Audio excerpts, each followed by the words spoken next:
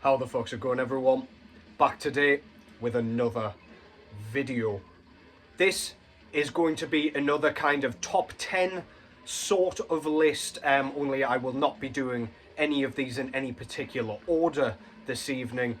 This is going to be 10 of my favourite self-titled albums in my collection.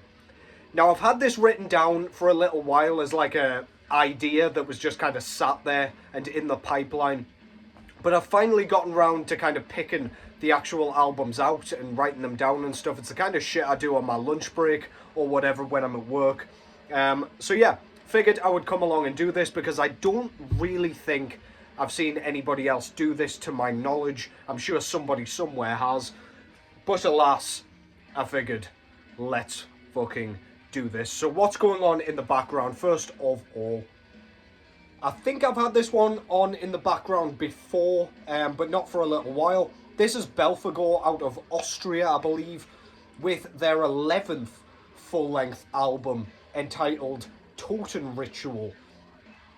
So this came out in 2017, and it is astounding that a band this many albums in is capable of kind of maintaining the quality and the trajectory that they were kind of pumping out prior. This is black and death metal for those of you that don't know, but it's not like in that war metal style. It's kind of one step below that.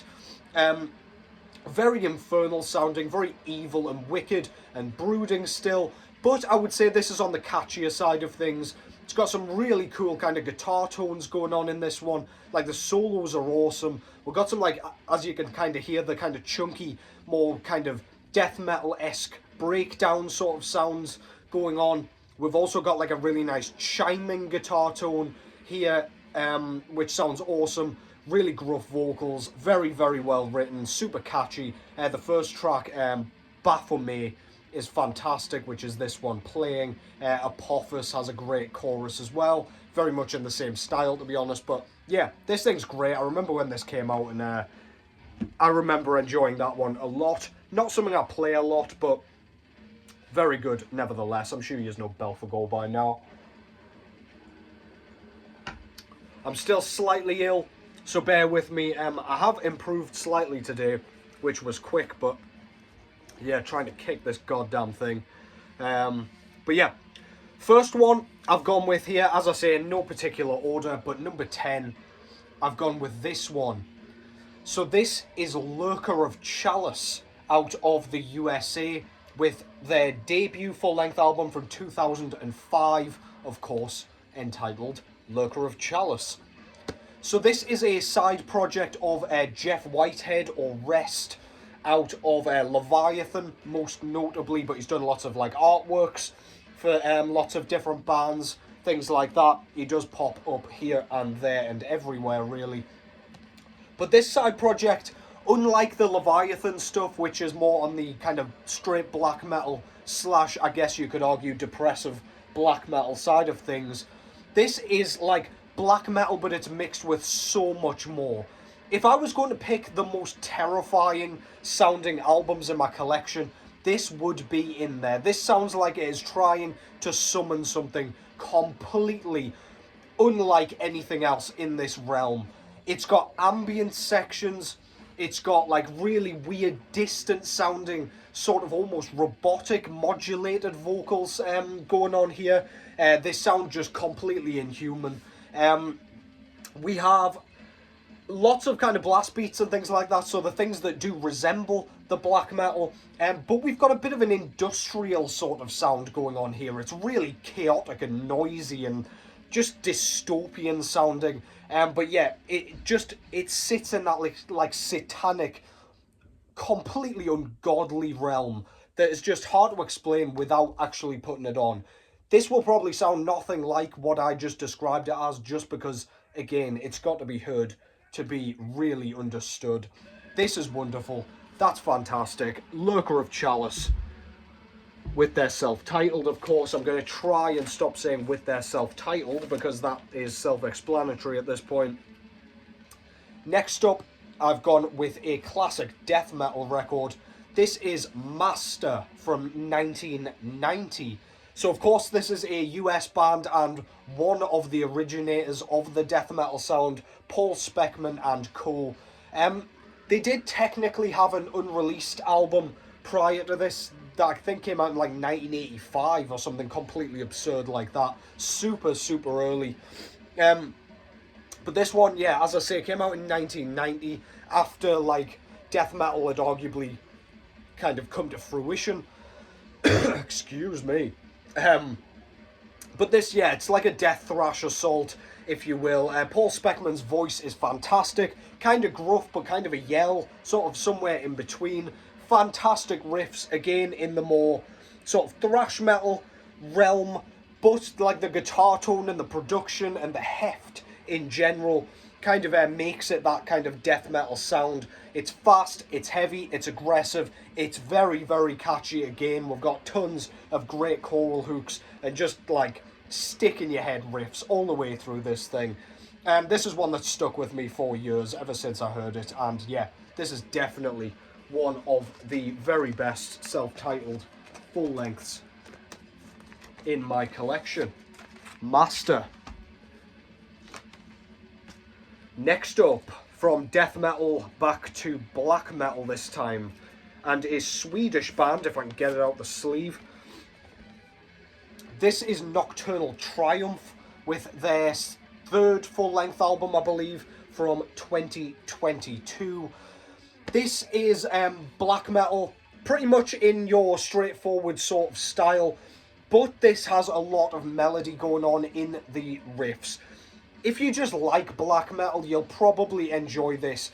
This is, again, very effective at what it tries to do.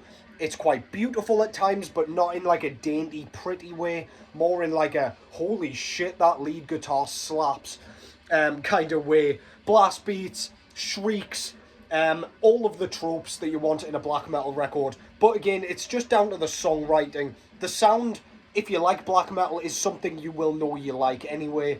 But yeah, the songwriting is absolutely stellar on this thing. It's got a bit of dissonance, I would argue, in that kind of melodic playing as well. It's really, really fucking good. This ended up on my year-end list in 2022, and for good reason. I do enjoy this one upon returning to it. Killer, killer stuff. Nocturnal Triumph, out of Sweden. Oh, holy shit, this is going to be... No, let's not try that. Next up, so this is number 4, I believe, if I've counted to 4 correctly. Jesus Christ. This one is another fairly recent one from 2016 this time. This is Nordjyvel with their debut full-length album. If you don't know this band, they've become quite well established recently. Dominator of formerly of Dark Funeral and 1349 now plays drums for this band. But this was their debut, and this was just incredible. Whilst I find their sort of more recent output to be a little bit generic and a little bit disinteresting, I find this one to be outstanding when it comes to songwriting. The sound is nothing you will not have heard before. It's Norwegian black metal, and pretty much exactly what you might expect from such a kind of categorization. But yeah, the riffing on this is fantastic. It's got just enough of that sort of folky sort of style, just to kind of give you some of those like earwormy sort of riffs that just kind of make you smile, that make you sit back, prick your ears up, and like properly focus in on it. Favorite tracks on here: The Funeral Smell for sure. That shit is so fast. The riff is chaotic and apocalyptic sounding almost. Great kind of choral hook again. The final like original track on here, Noj Sorte Himmel, which is like a mid-paced, like, again, very folky, sort of bouncy track. And then we've got a really cool Raining Blood cover at the end, just to kind of tide you over. Really good stuff, man. Go and check this out if you're not familiar. This was my album of the year in 2016. So yeah, needless to say, I think the world of that one. Nordjavel. Let's take a swig of coffee here. Just what I need before bed, right? Alright, next up, from 1970, needs zero introduction. I've gone with Black Sabbath. I literally just said a few words like less than 5 seconds ago, and I've already forgotten if I said when this came out. This came out in 1970, of course, and this was the start of heavy metal, arguably. This is sort of proto-doom metal. I don't even know why I'm describing this to you. You should know it. We've got tracks like The Wizard on here, which is just iconic. That harmonica, Ozzy's voice, Black Sabbath, the title track, is absolutely fantastic. NIB, Evil Woman, Don't You Play Your Games With Me, or something to that effect. Just an incredible, eternally catchy, eternally replayable heavy metal classic, or if you don't even want to call it heavy metal, this is just a classic, and you cannot deny that if you in any fucking facet enjoy music. It's astonishingly good. Bill Ward's drumming, Tony Iommi's guitar playing, Geezer Butler's bass work, Ozzy Osbourne's iconic vocals. You just can't go wrong with Black Sabbath, man. And that's all I need to fucking say, let's be honest. Next up, I've gone with an album that I just showed a couple of videos ago.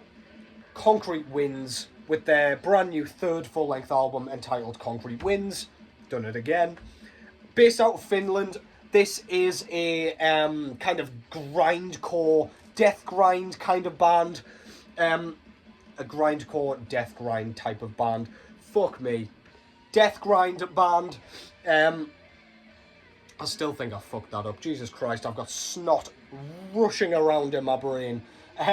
Yeah, this is brutal. It's crushing. It's unforgiving. It really will just macerate you into a despicable red pulp, much like what is going on this blood-sprayed front cover here. I did fuck up the other day when I was describing this in not sort of picking out the industrial elements, which are absolutely flourishing on this, mainly in the kind of dissonant, like, I don't know if it's like a electronic, but it does sound like an electronic element that's added, and it's like screeching and static, and it just sounds really abrasive, and it really does give off an industrial vibe amongst the grindcore chaos going on here. As I say, screams and all that kind of detuned, gnarly filth that you would expect from this project. Yeah, if you like their previous work, this is stellar. It always makes me kind of a bit nervous when bands bring out self-titled albums later in their discographies, because it almost screams to me, without even hearing it, you've run out of ideas. Like when Obituary did for their like 10th album or whatever, it was a bit like, okay, I see where you guys are going with this. But yeah, anyway, Concrete Winds. Next up, one of my favourite albums of all time, Solstice.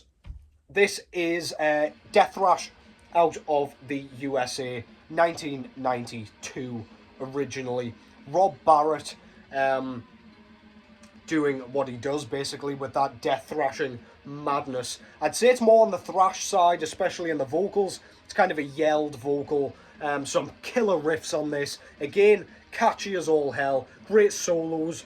Just a great overall kind of 90s death thrash sound that you just simply can't go wrong with.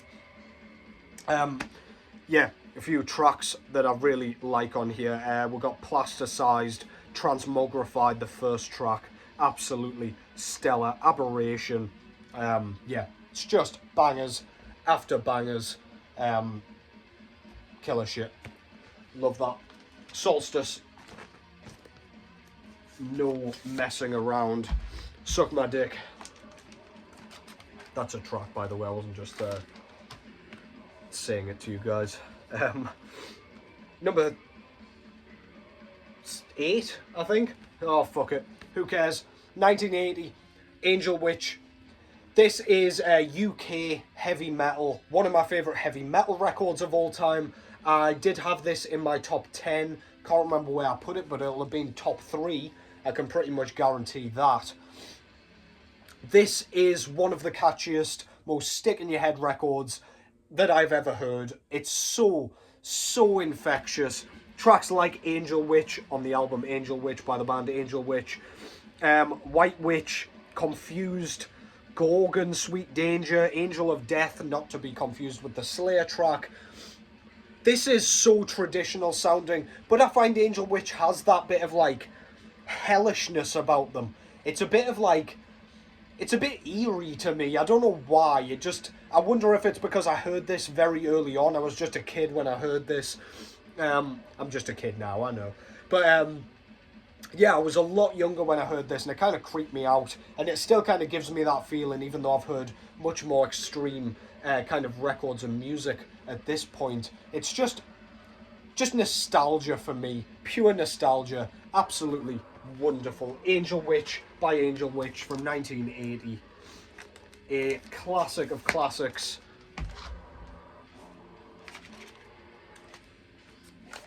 Next up, from 1992 yet again, but from the black metal realm, I've gone with Burzum or Burzum.